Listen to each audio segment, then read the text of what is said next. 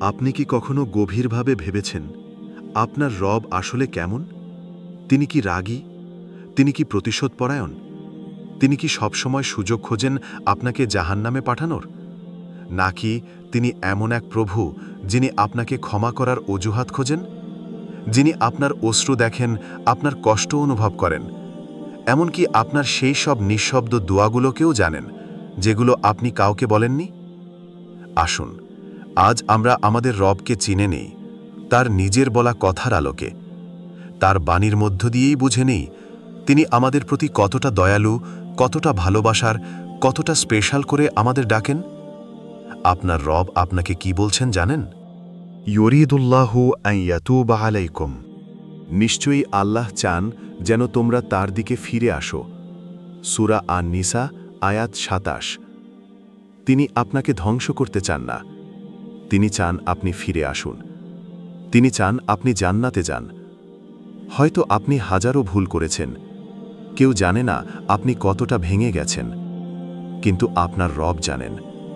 তিনি এবার আপনাকে কি বলেছেন জানেন? قل يا عبادي الذين أسرفوا على أنفسهم لا تقنطوا من رحمة الله। হে আমার বান্দারা, যারা নিজেদের উপর সীমা লঙ্ঘন করেছ, আল্লাহর রহমত থেকে নিরাশ হইও না।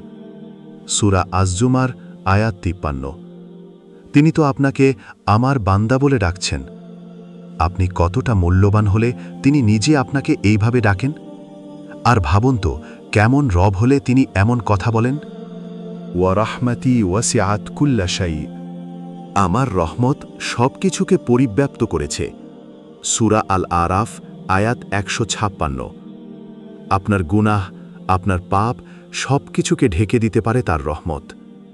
আপনি শুধু এক কদম এগিয়ে আসুন, আপনার রব ১০ কদম এগিয়ে আসবেন। তার কাছে আপনি কতটা স্পেশাল জানেন? ইন্নাল্লাহা ইউহিব্বুত তাওয়াবিন। নিশ্চয়ই আল্লাহ তওবাকারীদের ভালোবাসেন। সূরা আল-বাকারা ২২২। তিনি শুধু মাফ করেন না, ভালোও বাসেন। তিনি সেই বান্দাকে ভালোবাসেন যিনি ফিরে আসে, যিনি কান্না করে বলেন, ইয়া আল্লাহ, আমি ভুল করেছি। আপনার রব আপনাকে জাহান্নামে পাঠাতে চায় না। আপনার রব চান আপনি ভালো থাকুন, আপনি শান্তিতে থাকুন, আপনি তাকে ফিরে পান। আপনার রব চান আপনি জান্নাতের অধিবাসী হন। তাহলে এখন বলুন, এই রব যিনি আপনার জন্য অপেক্ষা করেন, যিনি আপনাকে ভালোবাসেন, যিনি আপনাকে কখনো ছেড়ে যাননি, আপনি কি তার দিকে এক কদম ফিরবেন না? তো আর কত দেরি করবেন? আর কত গুনাহে জড়াবেন এই ভেবে যে আমার তো আর আশা নেই? আপনার রব এখনও ডাকছেন। আপনার রব এখনও আপনাকে আমার বান্দা বলে ডাকছেন। আপনার রব আজও আপনার ফিরে আসার অপেক্ষায়।